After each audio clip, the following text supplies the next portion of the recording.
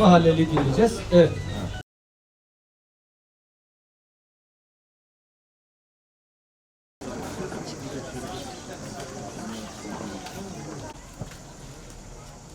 Her cuma bir mahallemizdeki kardeşlerimizle bir araya geliyoruz. Bu cumada Başarık Mahallesi'nde İmam-ı Azam Camisi'nde kıymetli abiler, kardeşlerimizle birlikteyiz. Battal Gazi Belediyesi 4,5 aydır yeni yönetimle birlikte 104 mahallemizin her tarafında çalışmalar sürdürüyor. Tabii ki hamdolsun buralar depremden az etkilenmiş yerler. Niyazi Mısri bölgesi demiş 5-6 mahallemiz ayakta bina neredeyse yok. Sancaktar bölgesi 3-4 mahalle %90'ı yok. Çarşı merkezi 5-6 mahalle zaten sıfırdan her tarafı inşaat.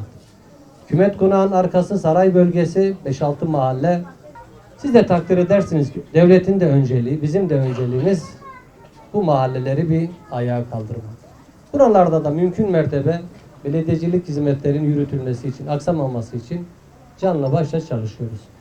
Mahallelerimize ufak da olsa dokunuşlarımızı yapacağız.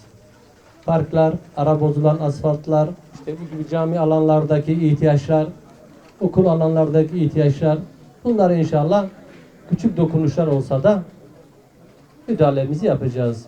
TEDAŞ görevlimiz var, belediye meclis üyelerimiz var, başkan yardımcılarımız var, eksiklerin daire müdürlerimiz var. Eksiksizleri dinleyeceğiz, notlarımızı alacağız. İnşallah belediye geçince o sorunların çözümü için gayret göstereceğiz. Mahallemize öncelikle hoş geldiniz, şeref verdiniz.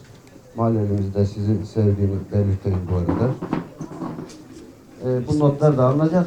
Fakat sorulması gereken vatandaşlarımız herkes gönül rahatlığıyla başkanıma sormak istediği soruyu sorabilir.